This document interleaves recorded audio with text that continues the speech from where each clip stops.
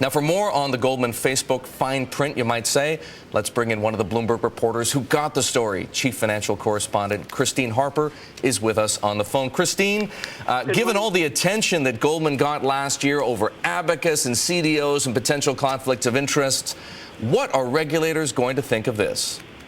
Well, I mean, it's always hard to know. On the one hand, they may say, well done, Goldman. You know, you're at least telling clients that you're not necessarily on their side.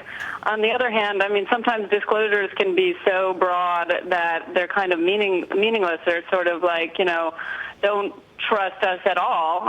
There's a lot of very broad, and I'm sure they would say boilerplate disclosures in here that say things like, you know, the information in this may be inaccurate or out of date, and you know, essentially, we may be working at complete cross purposes with you, and you better have your own advisors.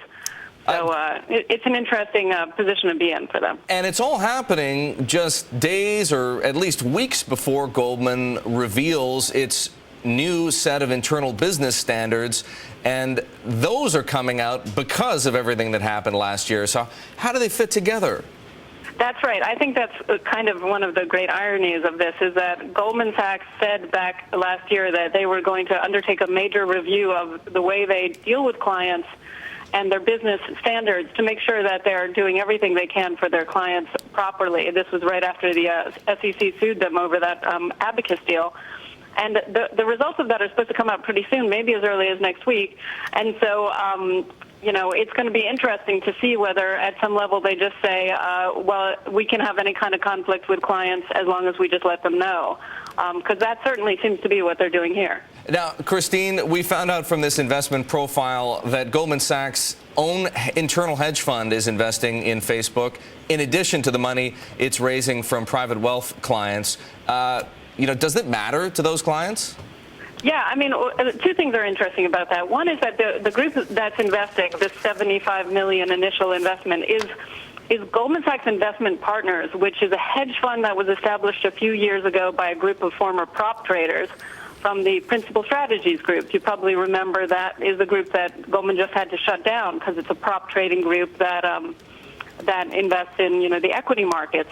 Their specialty, at least historically, has been more in sort of publicly traded stocks. So it's interesting that they're making the investment in this, which is more of kind of a private equity or venture capital investment.